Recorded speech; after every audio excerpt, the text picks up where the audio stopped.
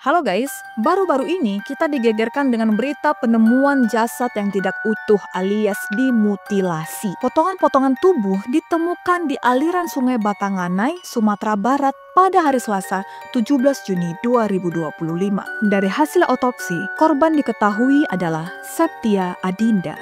Dan polisi langsung bergerak cepat untuk memburu monster sadis ini.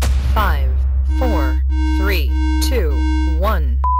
Septia Adinda, atau yang biasa dipanggil Dinda, adalah seorang perempuan berusia 25 tahun. Dan dia merupakan seorang mahasiswi di STIE KBP Kota Padang. Dia dikenal sebagai orang yang periang dan mandiri.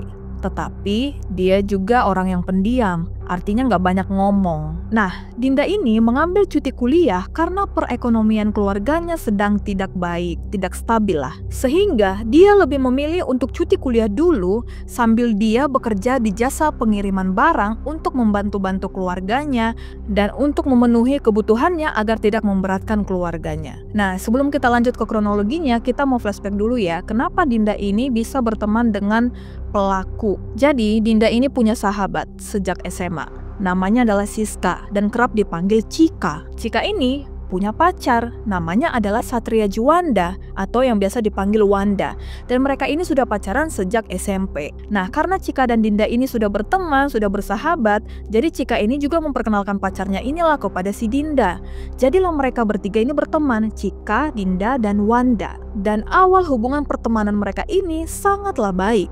Namun, sejak Januari 2024, si Cika ini tiba-tiba menghilang secara misterius dan tidak ada yang tahu keberadaannya. Tidak ada juga info terakhir dia pergi bersama siapa, dia pergi kemana, atau petunjuk yang dapat digunakan untuk menemukan si Cika. Nah, saat itu pihak keluarganya Cika masih sempat menanyakan kepada pacarnya si Cika, yaitu si Wanda, di mana keberadaan si Cika. Atau apakah Cika bersamanya. Namun, Wanda bilang kalau Cika itu tidak ada bersamanya dan dia nggak tahu kemana si Cika pergi. Dia nggak tahu di mana si Cika ini berada. Wanda juga ikut melakukan pencarian dan aktif memberikan informasi kepada keluarganya Cika terkait pencarian Cika. Namun mereka sama sekali tidak menemukan Cika. Pihak keluarga pun akhirnya melaporkan kepada pihak kepolisian atas kehilangan anak mereka. Tetapi pihak kepolisian juga tidak dapat menemukan Cika karena kurangnya petunjuk yang dapat digunakan untuk membantu pencarian. Cika dilaporkan hilang sejak Januari 2024 dan kehilangan Cika menjadi pukulan berat bagi keluarganya. Kesehatan ayah Cika ini pun menurun hingga akhirnya meninggal dunia 6 bulan setelah Cika menghilang. Oke, kita kembali ke kasus Septia Adinda. Pada hari Minggu 15 Juni 2025, orang tua Dinda mengajak Dinda untuk berkunjung ke rumah saudaranya di kota Pariaman. Namun, sesaat sebelum pergi dengan orang tuanya, Dinda ini mendapat telepon dari seseorang. Dan kemudian, dia minta izin ke orang tuanya untuk pergi sebentar. Dia bilang dia mau ke rumah temannya sebentar. Ada hal yang genting, ada hal yang penting yang harus diselesaikan. Dia juga masih sempat menyuruh orang tuanya untuk siap-siap aja terlebih dahulu. Nanti biar kalau Dinda pulang, mereka langsung berangkat. Jadi nggak nunggu lama-lama. Namun, ditunggu-tunggu ternyata si Dinda ini nggak pulang-pulang. Tapi orang tuanya pun masih berpikir positif dan masih tenang. Karena mereka mengenal Dinda adalah orang yang mandiri. Jadi mereka berpikir, oh mungkin keperluannya si Dinda ini belum selesai.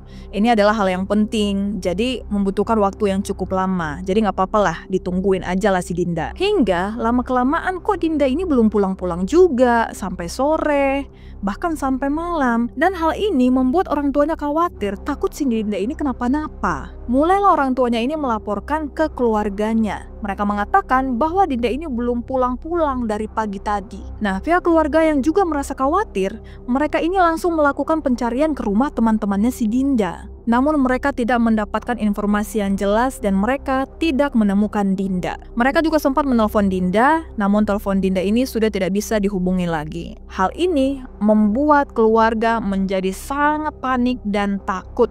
Keesokan paginya, 16 Juni 2025, kakaknya Dinda ini membuat laporan ke Polsek setempat di Batanganai atas kehilangan adiknya. Namun dari pihak kepolisian berkata bahwa ini nggak bisa dibikin laporan. Menurut kepolisian, orang yang hilang ini sudah dewasa dan tentunya bisa berjaga diri. Jadi, ya mungkin dia melarikan diri atas kehendaknya sendiri. Mendengar itu, kakaknya si Dinda ini bertanya lagi kepada pihak kepolisian, gimana caranya agar mereka bisa menemukan Dinda. Karena mereka udah nyari-nyari nih dari kemarin, tapi nggak ketemu-ketemu. Dan Dinda juga nggak bisa dihubungi. Gimana caranya? Pihak kepolisian akhirnya mau membuat selebaran orang hilang. Tapi ya itu aja. Dari pihak kepolisian tidak turun tangan langsung untuk mencari atau menyelidiki. Sehingga dengan terpaksa pihak keluarga lah yang melakukan pencarian maupun bertanya-tanya kepada teman-teman dekat Dinda terkait di mana kemungkinan tempat-tempat yang sering dikunjungi oleh Dinda agar mereka bisa menemukan si Dinda ini, yang mungkin si Dinda ini ada di sana. Namun pencarian ini tidak memberikan hasil. Hingga tibalah pada hari Selasa 17 Juni 2025, seorang nelayan menemukan mayat dengan kondisi tidak utuh di Sungai Batanganai, Kabupaten Padang Pariaman, Sumatera Barat. Mayat tersebut berada di aliran tepi sungai, tidak jauh dari kapal nelayan. Penemuan ini menggegerkan warga setempat, dan mereka menduga mayat tersebut merupakan korban mutilasi.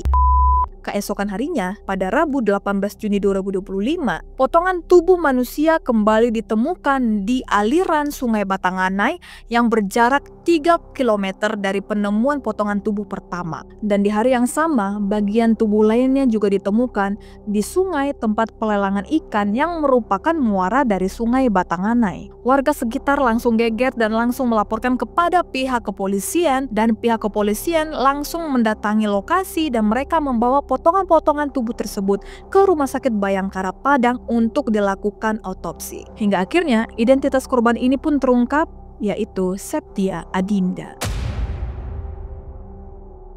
Nah, setelah terungkap identitasnya Septia Adinda ini, pada Rabu sore 18 Juni 2025, pihak kepolisian pun datang ke rumah korban dan mengatakan kepada keluarganya bahwa telah ditemukan potongan-potongan tubuh manusia. Dan menurut informasi dari Rumah Sakit Bayangkara, setelah dilakukan otopsi, itu merupakan potongan tubuh Dinda. Pihak keluarga yang mendengar pernyataan ini pun terkejut, mereka shock dan mereka nggak percaya, mereka nggak yakin kok bisa itu Dinda. Apa yang terjadi kepada Dinda? Kenapa si Dinda ini? Mereka ini sama sekali nggak percaya bahwa itu adalah Dinda. Sehingga bersama pihak kepolisian, mereka ini langsung pergi ke Rumah Sakit Bayangkara untuk melihat langsung dan memastikan apakah itu benar potongan tubuhnya Dinda. Sesampainya di Rumah Sakit Bayangkara, pihak keluarga langsung melihat potongan-potongan tubuh tersebut dan mereka yakin itu adalah Dinda. Dan keyakinan mereka ini diperkuat dengan cincin yang terpasang di jari manisnya si Dinda. Identitas Dinda terungkap lewat cincin yang masih melingkar di jari manisnya. Dengan terungkapnya identitasnya korban, ini menjadi titik terang siapa dalang dibalik pembunuhan yang disertai mutilasi ini. Polisi mendapat identitas yang dicurigai sebagai pelaku, yaitu Satria Johanda alias Wanda, orang yang diduga kuat dekat dengan Dinda. Wanda akhirnya ditangkap di rumahnya di Jorong Lakwak, Nagari, Sungai Bulua, Kecamatan Batanganai, Padang Pariaman. Dan setelah dilakukan interogasi, akhirnya si Wanda ini mengakui bahwa memang dialah yang membunuh dan memutilasi Dinda. Dia mengakui dia membunuh dan memutilasi Dinda di sebuah perkebunan di Korong Kapalobanda, Nagari, Sungai Bulua Timur pada Minggu sore lalu. Dan apakah yang menjadi motifnya? Motifnya karena hutang piutang, guys. Hutang piutang. Jadi katanya si Wanda ini, Dinda meminjam uang kepada Wanda senilai 3,5 juta rupiah. Namun saat ditagih, si Dinda ini bilang dia nggak mampu membayar utangnya tersebut. Hal inilah yang membuat si Wanda kehilangan kesabaran dan berubah menjadi monster yang sangat kejam. Dan dengan teganya, dia membunuh Dinda dan memutilasi tubuhnya menjadi 10 bagian. Bayangin 10 bagian, guys. Oh my god.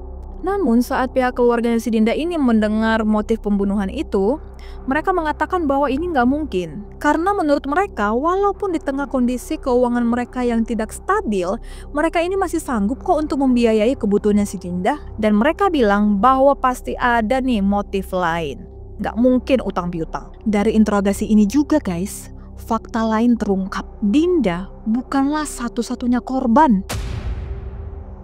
Tetapi pelaku ini mengakui telah membunuh 2 korban lainnya pada tahun 2024. Dan siapakah mereka? Keduanya adalah mahasiswi yang bernama Siska Octavia Rusdi alias Cika dan adik Gustiana. Cika pacarnya yang tadi, pacarnya si Wanda yang aku ceritain tadi di awal. Bayangin. Nah, saat itu kan si Cika ini berstatus sebagai pacarnya Wanda dan Gustiana merupakan teman kuliahnya si Cika dan mereka ini menjadi teman dekat lah. Nah, pada suatu hari si Wanda ini mengetahui kalau ternyata si Cika ini berselingkuh dan dia mengatakan yang mengajari si Cika ini selingkuh adalah si Gustiana saat mereka melakukan kuliah kerja nyata atau KKN. Hal ini diketahui oleh Wanda ketika si Wanda ini membaca chatnya si Cika dengan si Gustiana hingga membuat Wanda pun menjadi cemburu dan sakit hati dan tanpa berpikir panjang dia membunuh Cika dan Gustiana serta menguburkan mereka di sumur yang letaknya itu di belakang rumahnya si Wanda. Polisi yang mendengar pengakuan Wanda ini pun terkejut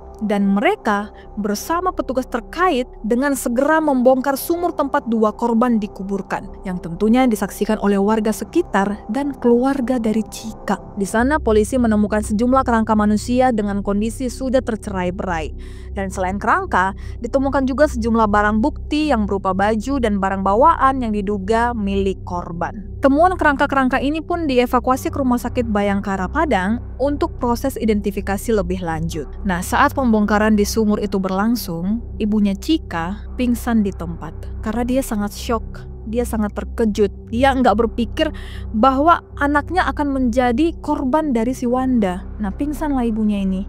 Hingga akhirnya yang terjadi adalah ibunya Cika ini meninggal dunia, guys. Dari pihak keluarga, adik Gustiana juga datang ke Rumah Sakit Bayangkara untuk mencocokkan DNA dengan kerangka yang ditemukan di sumur di rumah pelaku mutilasi. Mereka tidak menyangka Wanda menjadi pelaku di balik tewasnya anak-anak mereka. Karena setelah dilaporkan hilang 1 tahun yang lalu nih, Wanda ini masih aktif membantu mencari keberadaan korban dan aktif memberikan informasi terkait pencarian. Mereka tidak merasa curiga sama sekali karena mereka ini mengenal Wanda ini adalah orang yang polos, yang nggak mungkin melakukan tindakan kejahatan seperti ini. Pihak keluarga korban dan terutama pihak keluarga Dinda berharap pihak kepolisian bisa mengungkapkan motif pembunuhan yang sebenarnya untuk menjadi titik terang kasus ini. Keluarga juga berharap agar pelaku dihukum seadil-adilnya atas perbuatan terhadap anaknya. Mereka juga berharap pihak kepolisian dapat dengan segera mengumpulkan seluruh potongan tubuh Dinda, yang dimana menurut informasi sampai saat ini potongan tubuh yang dikumpulkan masih 6 bagian dari 10 bagian yang diinformasikan oleh pelaku, agar pihak keluarga bisa segera mengebumikan anaknya. Sampai saat ini, kasus ini masih diselidiki, guys. Kita lihat bagaimana perkembangan kasus selanjutnya. Siapa tahu ada plot twist yang mengejutkan kita semua. Dan kalau ada update lagi, nanti kita akan bahas lagi ya. Mari kita doakan semoga keluarga diberikan kekuatan dan ketabahan, dan korban ditempatkan di sisi Tuhan yang Maha Pengasih, serta pelaku mendapat hukuman dengan seadil-adilnya. Oke guys, sekian cerita hari ini dan terima kasih karena telah menonton sampai habis. Mohon maaf kalau ada informasi yang salah dan mohon dikoreksi di kolom komentar. Sampai ketemu di cerita-cerita selanjutnya ya. Bye-bye.